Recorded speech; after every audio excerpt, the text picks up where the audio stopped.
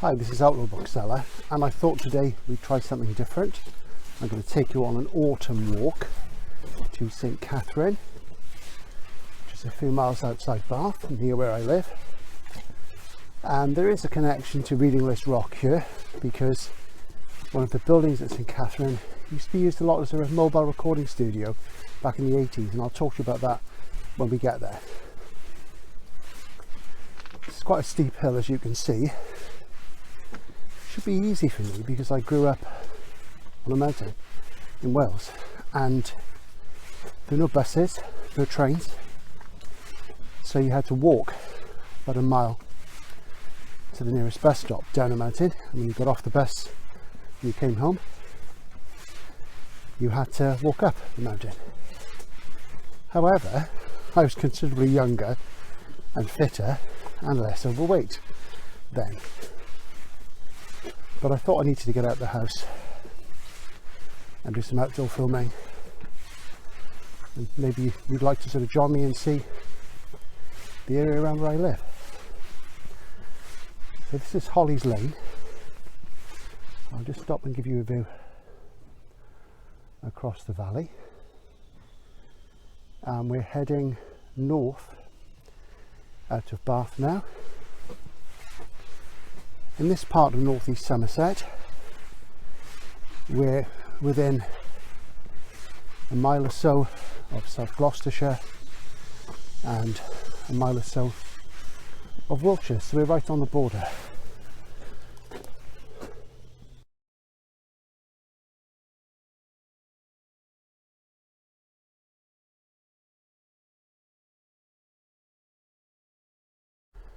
Okay, here's a view across the valley, and to the left is the north and to the right is the south. That's more where I live, down that direction. I'll just give you a little panoramic view.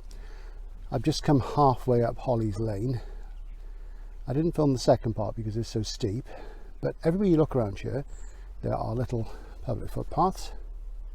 There's one here, and we're at a crossroads now, and I'll show you the crossroads. And Ramscombe Lane runs parallel across and through Holly's Lane, and in that direction we're looking now is Ramscombe Bottom, which is a dead end. It's a nice little walk though, and where you see the T, this rather ragged road leads to Charmy Down, which was an airfield in World War II. There are still some buildings up there.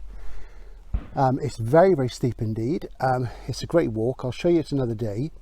I tend, when I walk up there, to spot some deer crossing the road, and there are hare up there, and it's lovely. So we're going to take a stroll down Ramscombe Lane, and we're going to go towards St Catherine.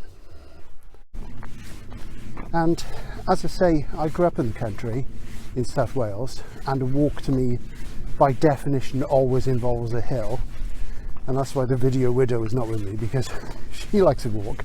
She's got a bad leg at the moment, so she can't really do this sort of thing.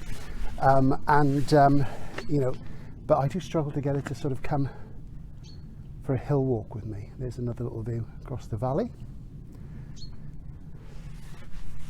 Yes, so I was born in 1963 on a mountain, halfway up a mountain, called Mynydd Mayo, and next to that is a higher mountain called Mynydd Eglwysillyn.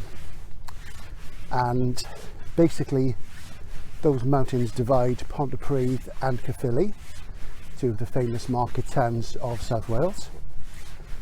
And my father's family were from the Pontypridd Rhondda Valley area, and my mother's family were from the Caerphilly area, the Rhymney Valley. So I was sort of between two worlds really, and I'm more of a Pontypridd man, even though I've not sort of lived there since you know, the early 80s.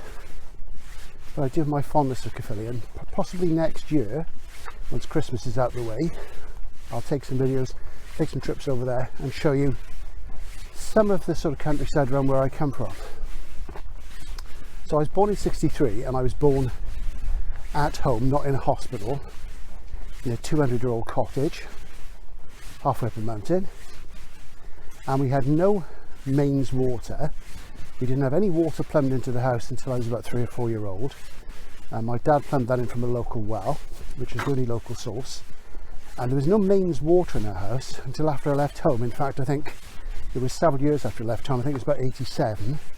And then, having sort of spent decades trying to get the council to do that, my mum and dad sold up and moved. So I also grew up with an outdoor toilet. So, you know, there obviously are people around who had similar experiences, but once you get past the 50s, that's relatively uncommon, except if you come from a rural community. And outside the houses where I was born, there was an old railway halt, and the train stopped in 1965 when I was 2, and they hadn't carried passengers since about 1958, so I've no memory at all of the trains as I was too small. But my life would have been very, very different with that, and so I'm quite passionate about seeing trains coming back, because if you don't drive, and I admit I don't, it's quite difficult to get around the UK. You know, it's sort of buses, what have you, and the train's very civilised, but you can't sort of get a train everywhere.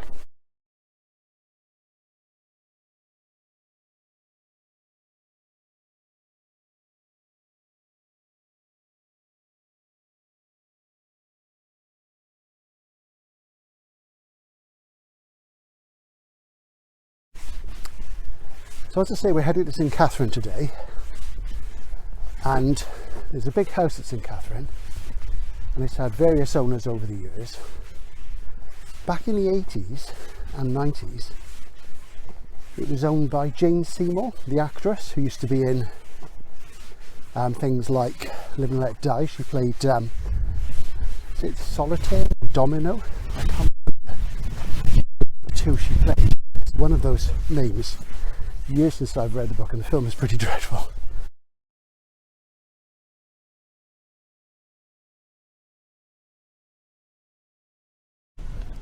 So as I was just saying, you know, that was the Ocado van, so if you live in the middle of nowhere now, you can almost certainly still get a delivery.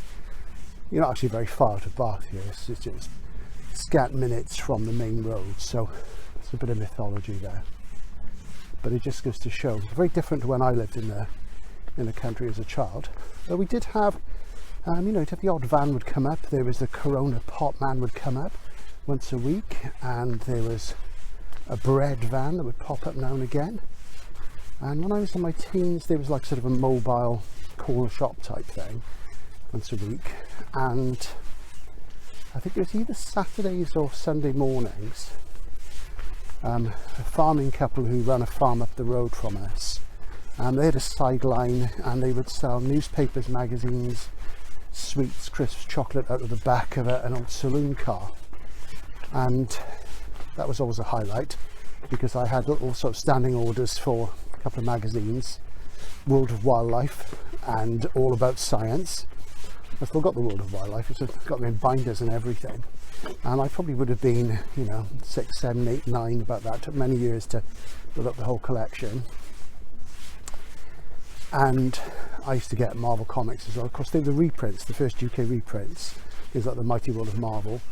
And that was a real high point for me as a kid living on my own, because of course there were no other kids. I was the last child born on the mountain for at least 20 years, because the railway line, when that stopped, it meant that people couldn't get easily to school or to Pontypridd or Caerphilly, so it was quite a change. So there were no other kids around really.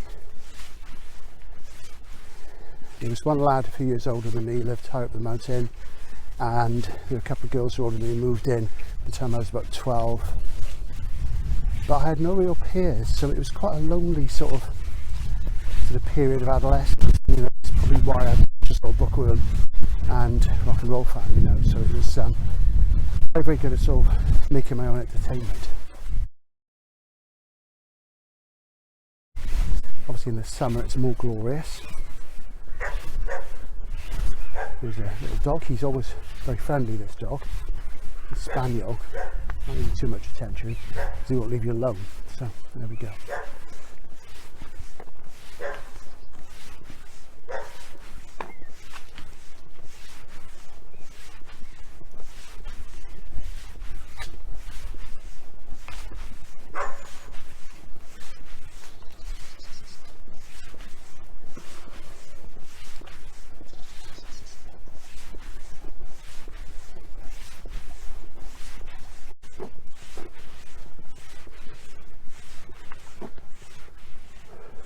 this is interesting because there used to be a tea garden here, and as you can see, from 1923 to 1950 and from 1970 to 1992, and I'd moved out here in 1990 and I wasn't aware of this, so that's something I missed.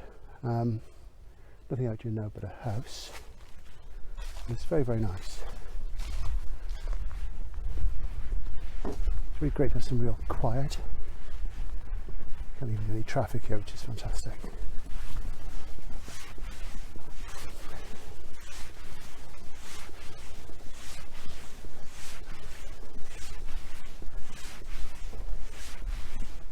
So I'm divided about the country and the city. I like to be in the city. I like to have access to everything. I like to have it all on the doorstep. But you know, it is nice to have the quiet of the country. And if you can afford to live in the country and have something detached, then you can turn your volume right up all the time and nobody cares, which is something I did a lot when I was a teenager. My music's so loud. Of course, you have to think about neighbours and stuff like that if they think of you. So I am drawn sometimes to thinking about returning to the country, but I know I'd miss the convenience of the city. I mean, the thing is these days, as you go into the city, a lot of cities there's nothing there. I was in Bath this morning and I had to go in to go to the post office because the post office in the village is closed. Has been for some time. Hopefully it's going to reopen at some point. Post some things I sold on eBay, and I had to pick up a few bits of food because I'm off this week, mostly at home filming. And I nipped into the market, see if there's any nice little old sci-fi books there, as people say. Of course I don't buy sci-fi, I buy skiffy or SF or science fiction. And there wasn't anything, but I went into Dorothy House and picked up some paperbacks. There's some Doc Smith paperbacks actually, which I'll show you on my next recent acquisition. So having said that, this may get posted afterwards because this is kind of an experiment, so we'll see.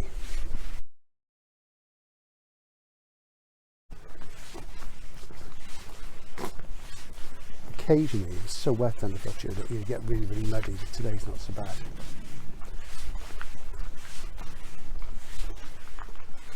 There's the parish notice board, post office box. When I was a kid, a post office box was put in one of the pillars of the old railway bridge that was outside my house, and it was really exciting. That was like, you know, late 20th century, and it was communication of the 19th or 18th century variety, but it was something. We had no phone box, of course, that would have been too easy. It literally was nothing. And there were two postmen. They'd both come down the mountain, but one would go to Caerphilly side, the other to the Pontypridd side.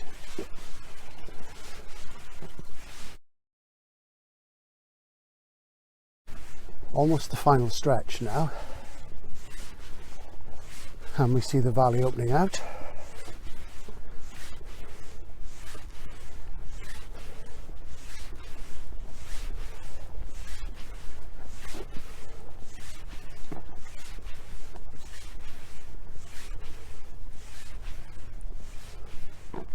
If you come up here at the right time of day, you get to see the farmer feeding the sheep or the cows or whatever animals which they have around, and the dogs bombing around. Is quite nice.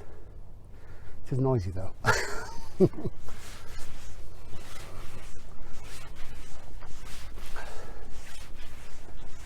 probably wondering why I'm not showing you more of the houses. I do think that people have a right to privacy, and you know, it's a bit rude to point your camera directly at their house when they're probably in, you know, enjoying the fruit of their labours, or not, the fruit of their sort of fortunate, how can we put it without being rude, their fortunate inheritance, let's put it that way. Oh, that we should all be so lucky. That's quite blue today. There's a little contrail up there. I do like that. I do like to see a contrail. Probably bad for the environment, of course, but you know, the environment's a major concern, isn't it? It always has been for me. Sort of growing up in the country, I was always aware of nature. And because I read natural history, you know, as far back as the 60s, people talking about conservation, it had been going on longer than that. And because I read science fiction, you know, it was another thing where it was obvious some bad stuff was happening. Can you hear a vehicle coming? So I'll just stop again a moment, give you a little view of that.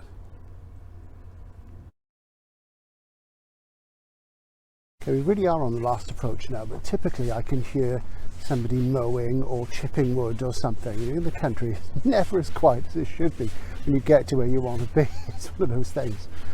But you know, that's life. Things, work has to be done. There's never an ideal time, as long as it's not 2 o'clock in the morning, which is not the ideal time. Yeah, we can see somebody here with a white van doing some essential work just at the point we want to shoot. There we go. Fantastic. Thanks for that. Oh well. But I'm not being run over by any cyclists. I've not seen any runners. Don't get me wrong, I don't have no problem with people doing these things, but you know, there is, for some of them, not all, for some of them, there is an element of, you know, get out of my way involved, which I don't find very civilized. So yeah, this looks like it's the drains being done or something charming.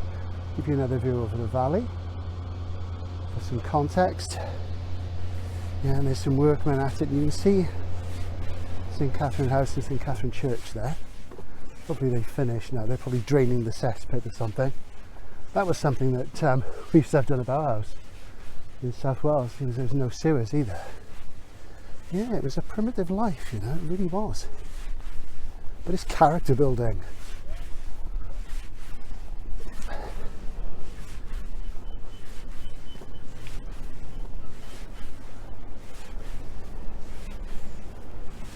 You know, it's all very well good to complain about this sort of stuff, but you know, these guys have got to do the job. And you know, if you live in the country, you need these sort of services. So, because if you live somewhere like this, you know, you can probably afford to pay for them yourself. You're supposed to get the council to do it for you, but there you go. Yeah, it's very beautiful up here.